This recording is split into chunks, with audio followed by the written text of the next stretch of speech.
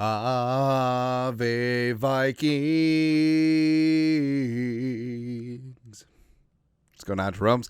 Beautiful Wednesday. Happy hump day out there to those who celebrate. It's time for another Vikings news dump. He sees you when you're pooping. And if you're using a public restroom, I hope that you're wearing headphones. Because, I don't know, like, the people who feel like it's aight for them to play music or watch videos or have a phone conversation at full volume in public places, not just talk about bathrooms, but talk about, like, I don't know, public transportation, on an airplane, just in public in general. Like you're in a quiet coffee shop and you're focusing, you're reading, trying to get work done. All of a sudden, someone's watching clips of Mad TV, lowered expectations over there. Just like, I respect it, but I don't want to hear it. That's what headphones are for, man. Anyways, but what were we talking about? Anyways, the Vikings taking on the crooked Chicago Bears this Sunday at Soldier Field. Now, not gonna lie, I love the city of Chicago. I think it's a very good time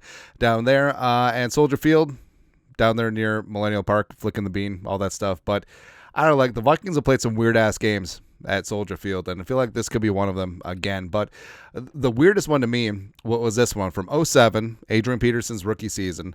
Was it week 6 or something like that? But the Vikings were 1-3 coming in, and just didn't look great. But first off, T-Jack, rest in power, 9 of 23 for $136 and a touchdown, and the touchdown was to Bobby Wade on just like a random 60-yarder, right? But what's amazing about this, so yes, Adrian Peterson, 20 carries for 224 and 3 touchdowns. Fan-freaking-tastic. But also, Chester Taylor still got 22 carries in this game, 83 yards. And that's the thing, like, Chester Taylor in the grand scheme of things doesn't get his respect. Chester Taylor was a bad dude, man.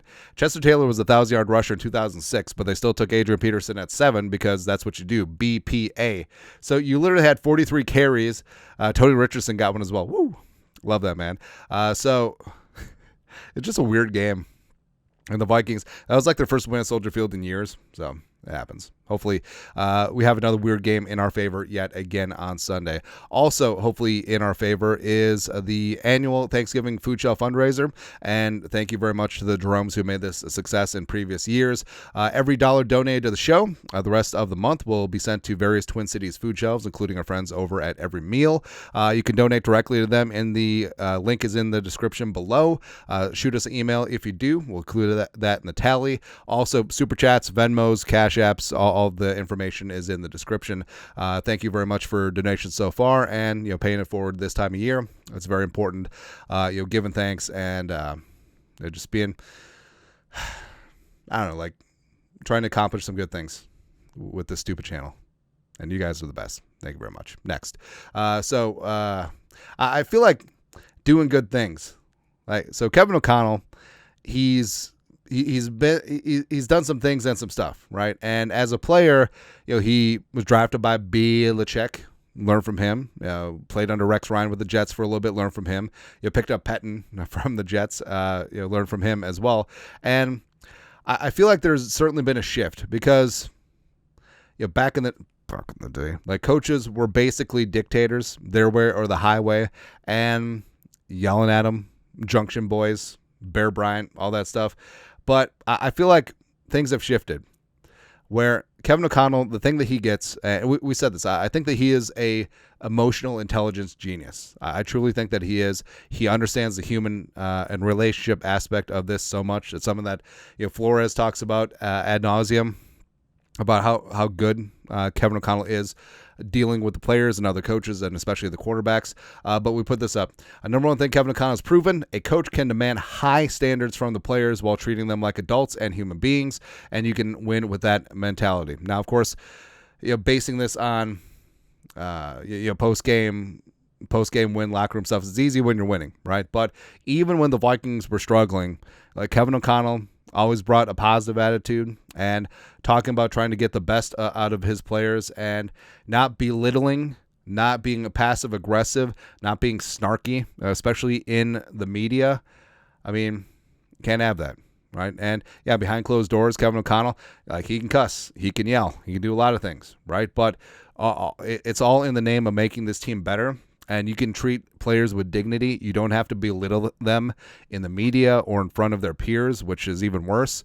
And I think that carries over, and I think that has a big trickle-down effect. So I think that coaches, learning from O'Connell, whether it be Flores, who's been a head coach before, or Phillips or Coach Hatt or McCardle or McCown, Durante, all guys who look to be coordinators or head coaches in their own right down the line. I feel like this is catching on, and maybe it is a generational shift, because guess what?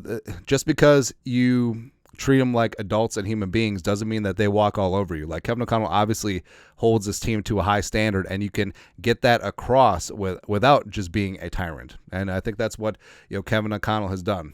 So now just win a Super Bowl with it, please. That's it, man. That's it. There's so many photos of Kevin O'Connell hugging Justin Jefferson. I love it, man. But Vikes fan page. Vikings head coach Kevin O'Connell mentioned that no wide receiver in the NFL gets the defensive attention that Justin Jefferson gets, and people overlook that. Quote, I hope people understand exactly what he plays against every week, yet he makes play after play. And that's true, where you have like the Jaguars completely shifting their defensive philosophy for one game, where they were a big-time man team playing a lot of 3 deep. All of a sudden they go split safety, playing a lot of zone, not giving up the big play to Jefferson. And you see that just the gravitational pull that Jefferson has, double, triple teams, bracketing, like entire defensive schemes are created on a week-to-week basis to stop him, right? And he still puts up numbers. Is it as much as we would like? No, as someone who has Jefferson in fantasy. But the fact that he can still do that, it's amazing. And it opens up everything else, right? And I'm glad that Darnold is starting to realize that, and starting to realize that, hey, they're triple teaming 18. Let's just go over here where there's 1 or 0 defenders. Let's just do that. All right, so hopefully that still pays dividends.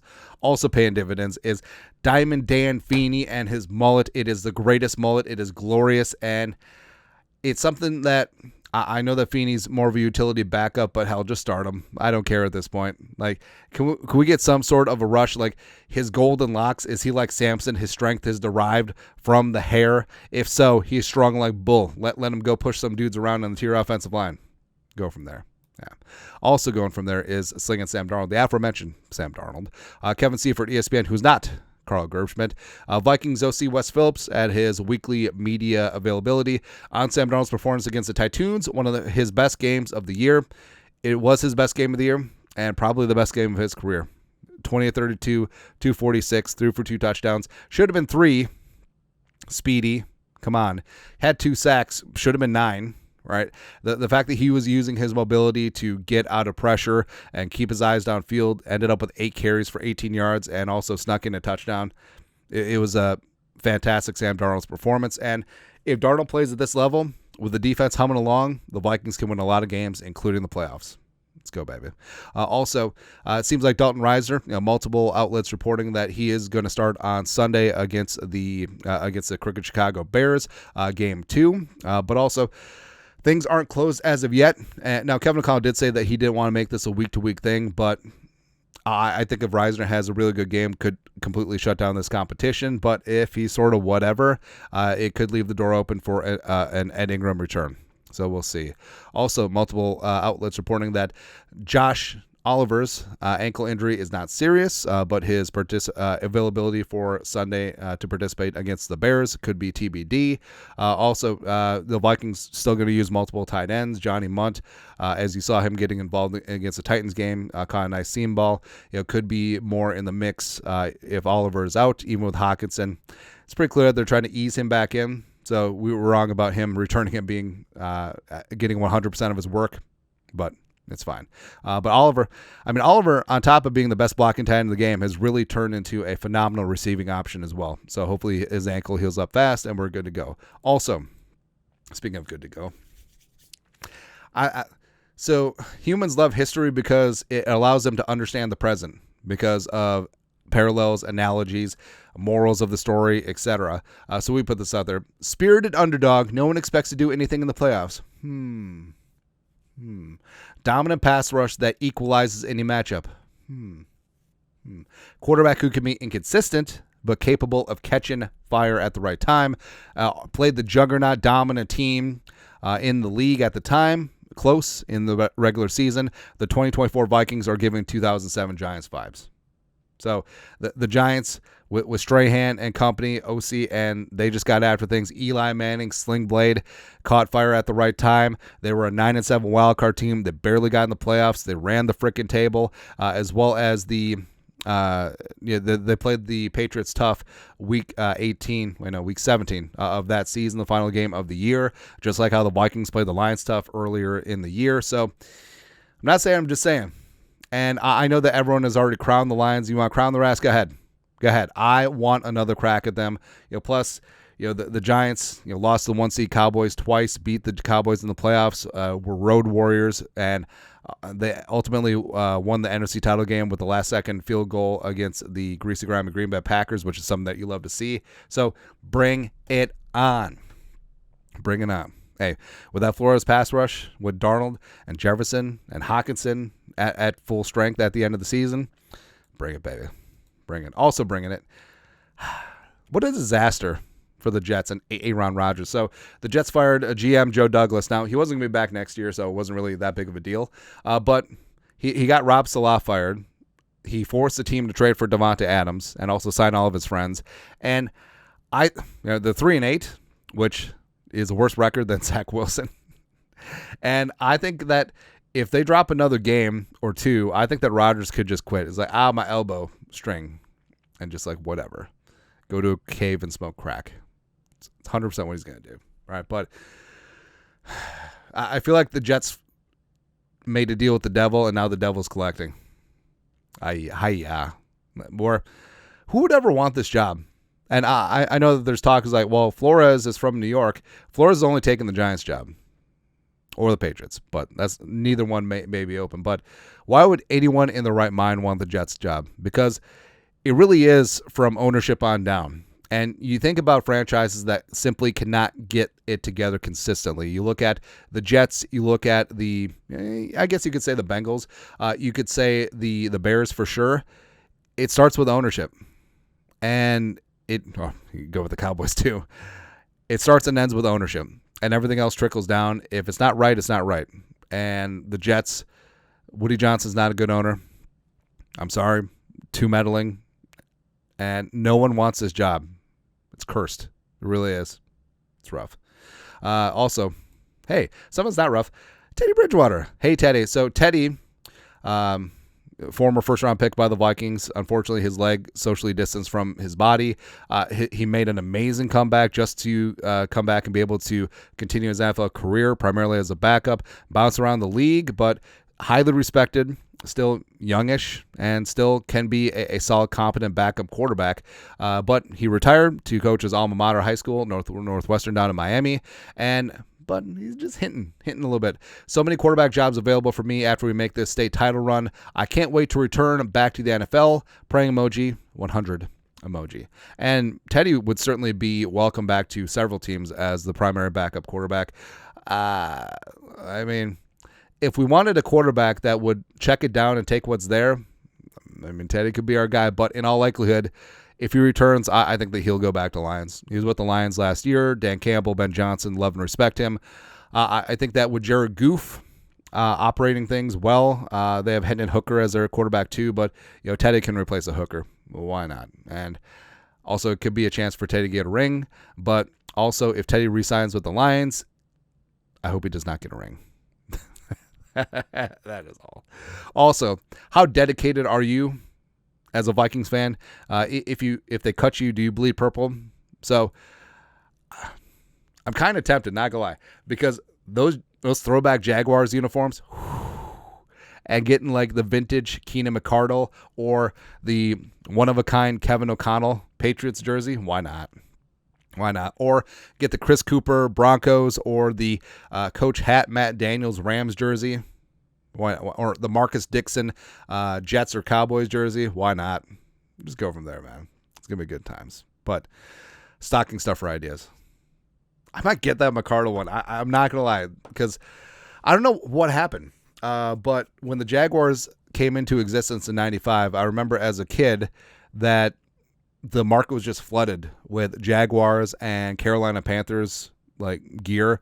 Like Wingcraft was putting out everything. Like I remember having Jaguars. I remember I had a Panthers wallet, like a Jaguars wall clock, and like Jaguars notebooks and pencils and stuff like that. They did a very, very good job of marketing the expansion teams. And plus, I mean, both teams were pretty good right out of the gate. Both teams made their respective conference championships and championship games in their second year of existence. It could have been an expansion Super Bowl, but it wasn't. But the Jaguars, Mark Brunell and Fred Taylor and Jimmy Smith and Keenan McCardle, let's go. Tony Baselli for a hot second. I mean, Tom Coughlin, let's go. I mean, that was really, really good, man. I might get that McCardle. I don't care. But anyways, that is it. Vikings news dump on this wonderful Wednesday. You guys are the best you know to do. Skull production value.